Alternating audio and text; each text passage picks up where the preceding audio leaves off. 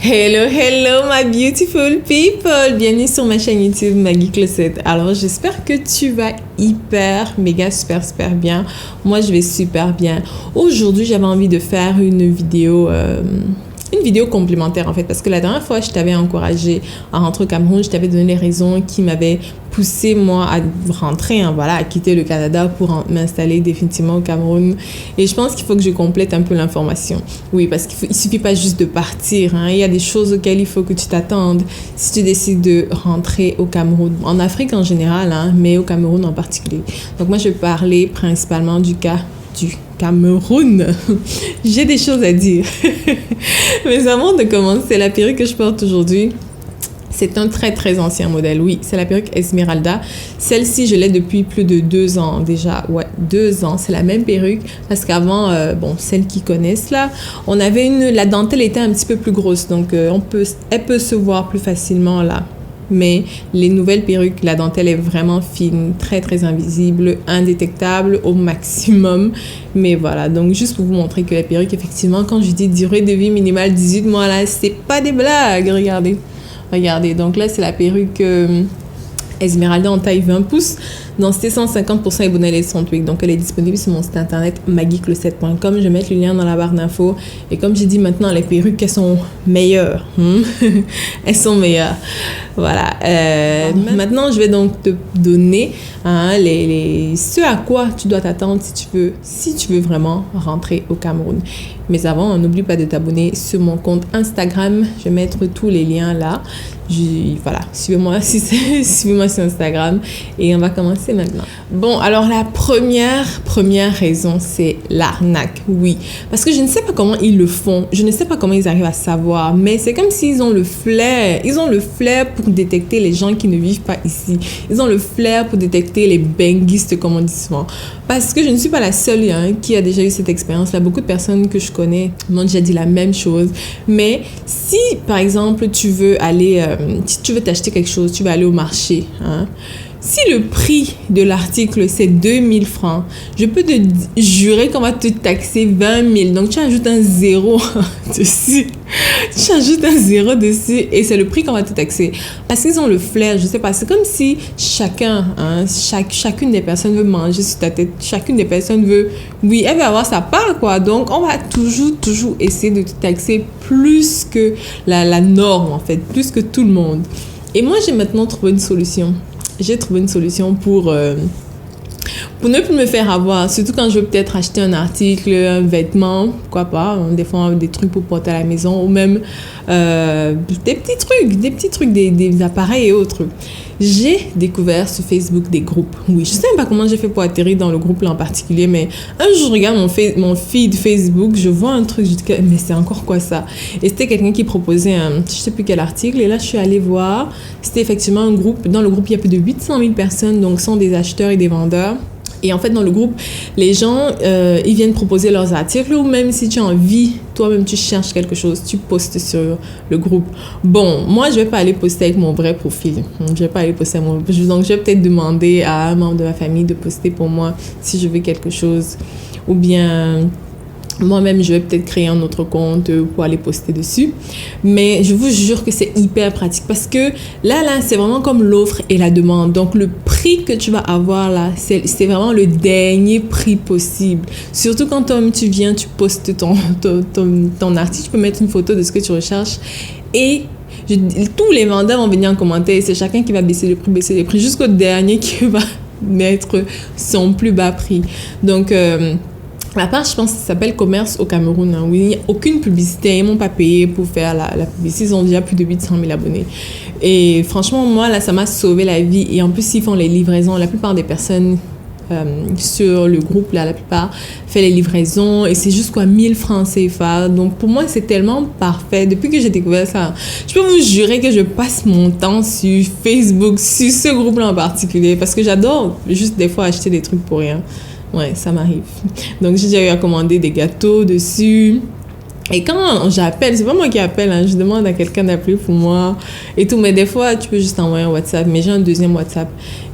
on sait pas que c'est moi. Donc, des fois, je demande à quelqu'un d'appeler pour moi et quand il faut livrer aussi, donc on peut pas savoir que c'est moi qui commande derrière. Mais je vous jure, hein, c'est une astuce hyper bien. Si vous recherchez peut-être une robe de soirée, vous mettez juste ce que vous voulez là-bas. Dans le groupe, vous allez trouver. Donc ça là, j'ai trouvé que c'était hyper top. Par contre, au niveau des services, ça, j'ai pas encore trouvé une façon d'avoir le meilleur prix possible pour les services parce que c'est un peu plus complexe. Pour ça, oui, c'est un peu plus complexe de connaître les prix du marché et tout ça. Bon, mais au moins, j'ai déjà trouvé pour les produits, ça, c'est sûr et certain. En plus que Douala, c'est la capitale économique, hein, donc ici, là, il y a tout. Bon, ça c'était le premier point. Le deuxième point maintenant, c'est le temps d'exécution. Oui, là je fais référence par exemple au travail pour la rénovation de la chambre, si notamment les meubles. Oui, parce que la dame qui a fait mes meubles, ils sont super bons, je suis vraiment satisfaite. Mais le problème c'est qu'au départ, on m'avait dit que ça devait être fini en 6 semaines. Devinez en combien de temps c'est arrivé? Devinez, quasiment 2-3 mois pour finir le tout. Quelque chose comme à 6 semaines, je me suis retrouvée à attendre, oui c'est ça, c'était 1 mois et demi, je me suis retrouvée à attendre quasiment le double du temps. Vous imaginez, donc si quelqu'un a un événement en particulier, il veut faire finir une maison parce qu'il a des contraintes, des délais, il va se retrouver comment? Il va se retrouver dans la... il va se retrouver dans le pétrin quoi en fait. Donc moi le temps d'exécution je trouve que c'est généralement pas respecté, généralement donc des travaux de menuiserie comme là j'ai fait sur mesure, mais tous les travaux même en général quand ce sont des services ce n'est jamais fait à temps. Troisième point d'ailleurs, ça, les finitions. Oui, même les finitions. Ma chambre, elle est bien faite. Les finitions sont bien, ça va. Mais il y a des petits trucs, notamment, par exemple, ceux qui ont fait le staff. Ceux qui ont fait le staff, tu vois que c'est bien fait de loin. Mais quand tu te rapproches bien, là, tu commences à voir des petits trucs. Genre, c'est pas parfait. Donc, si tu es vraiment perfectionniste comme moi, je peux te dire que tu auras des soucis. Mais à trouver des artisans vraiment hyper minutieux, hyper perfectionnistes et tout, tu auras de la difficulté. Mais bon, on s'adapte à tout et voilà, on fait avec. Tout simplement. Et quoi d'autre encore? Le prochain point, là, c'est l'administration. Je peux vous dire que si vous avez un simple colis à aller récupérer, ça va vous prendre un temps fou. Je parle même juste des colis, hein, parce que moi, j'ai tendance à souvent recevoir des trucs de l'étranger, mais même à DHL, si tu arrives en plus genre à 11h et tout, tu vas attendre d'abord dehors parce qu'il y a les mesures de... Après, quand tu entres à l'intérieur, c'est pas vraiment clair en fait où est-ce que tu dois aller, donc tu es obligé un peu d'observer les gens qui sont à côté de toi. Tu regardes, tu te dis ok, est-ce que je suis supposée avancer là, me diriger vers telle personne? Genre c'est tellement confus et il n'y a pas vraiment de réceptionniste pour venir te dire oui, vous êtes venu pour faire quoi, dirigez-vous vers tel endroit. C'est vraiment comme le libre arbitre, c'est tout le monde qui fait ce qu'il veut. Et non seulement ça, aussi j'avais un problème, et j'ai même toujours le même problème avec les comptes téléphoniques. Donc il y a Orange Money, Mobile Money et tout. Donc j'avais un problème avec une de mes lignes et je suis allée donc là-bas, mais j'ai passé quasiment, je pense 2-3 heures pour un petit truc. Et l'agent qui était en face de moi, elle a pris une éternité, je vous jure, à essayer à régler déjà un problème. Puis le deuxième, elle m'a dit, vous devez faire ci, ça. Si vous voulez à réactiver votre Orange Money et tout. Bon, j'arrive chez moi, j'essaye. Ça ne marche pas. Et ça fait déjà 3 semaines. Donc, je devrais repartir à là-bas. Mais juste le fait de rester, de me dire que je dois arriver là-bas et attendre encore 2-3 heures juste pour un service aussi simple, aussi petit, c'est quand même assez dérangeant. Et même dans les banques. Donc, c'est lourd. L'administration, c'est vraiment lourd, c'est pénible, c'est lent. Et là encore même ça va, mais le pire c'est quand tu dois avoir affaire avec le gouvernement. Ah oui, comme là je devais refaire mon passeport. Normalement il y a des gens qui... Normalement, hein, c'est même pas la norme, mais en fait j'ai eu à entendre qu'il y a des personnes qui avaient demandé leur passeport depuis plus de 9 mois et n'ont pas reçu. 9 mois.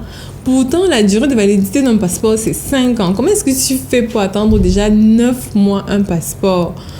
et il reste quasiment plus de temps là. Donc il y a des gens comme ça qui se retrouvent à attendre leur passeport ou bien même les cartes d'identité. Ça, c'est encore pire. Donc il y a des gens ici, ça fait des années, ils se baladent avec leur récépissé parce que le récépissé, pour ceux qui ne savent pas, c'est un peu comme si...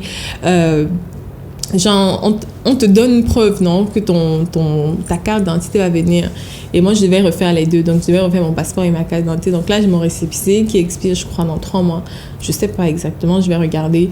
Mais c'est long, et c'est long, et c'est long pour avoir des simples cartes d'identité, ce qui n'est pas normal. On est quand même en 2020. Mon passeport, quand même, je l'ai eu en 2 semaines. Mais il a fallu contourner. Je l'ai eu en 2 semaines, mais... si vous voulez faire des trucs avec l'administration et le gouvernement, au Cameroun, c'est difficile. C'est vraiment difficile. La lenteur est incroyable. C'est ça. Donc, pour moi, en fait, je trouve que oui, c'est vrai, hein, il y a des points négatifs. Mais bon, je garde quand même en tête ce pourquoi je suis revenue. Hein, donc, c'est pour ça que je vous dis, il y a de très bons points positifs. Et je garde et je maintiens absolument tout ce que j'ai dit dans la première vidéo. Mais... il faut aussi savoir à quoi vous attendre. Et une dernière chose aussi à laquelle vous devez vous attendre, notamment à Douala, ce sont le trafic, oui. Si vous voulez conduire, hein, je vous conseille de vous faire assister au début, oui, parce qu'il y a des fous et des fous et des fous sur la route. Et surtout à Douala, il y a beaucoup de mototaximans, beaucoup. Donc c'est un peu comme des fourmis. Moi, je les appelle maintenant les fourmis parce qu'ils sont partout. Ils n'ont peur de rien. Donc ça prend du temps pour s'adapter à la conduite en ville et tout. C'est vraiment pas évident au début. Moi, ce que j'avais fait l'année passée, c'est que j'avais refait le permis camerounais. C'est vrai que j'ai un permis déjà canadien, mais j'avais refait le permis camerounais parce que je voulais apprendre à conduire au Cameroun. Donc ça, je l'ai fait, ça m'a aidé. Puis après, quand je suis revenue, je conduisais maintenant, cette fois-ci assistée. Maintenant, je conduis toute seule sans problème. Là, je peux vous dire que là, on ne peut plus rien me dire. Et si tu sais conduire au Cameroun, je peux te jurer que tu conduis dans tous les pays du monde, toutes les villes possibles. Parce que ici, c'est la jungle. C'est la jungle, c'est chacun pour soi, Dieu pour tous. Et voilà. Donc, c'est un petit peu ça que j'avais envie de partager avec vous. Hein. J'espère que vous avez apprécié la vidéo. Donc, je rappelle, la perruque, c'est Esmeralda. Elle est disponible sur mon site internet magicluset.com. Je vais mettre le lien dans la barre d'infos. Et voilà, suivez-moi sur Instagram. Abonnez-vous à la chaîne. Hein. Cliquez là en bas sur s'abonner en français, subscribe en anglais. Et surtout, activez les notifications pour être au courant à chaque fois que je publie une nouvelle vidéo. Donc, on se retrouve très bientôt. Je vous fais d'énormes bisous. Mouah. Bye bye.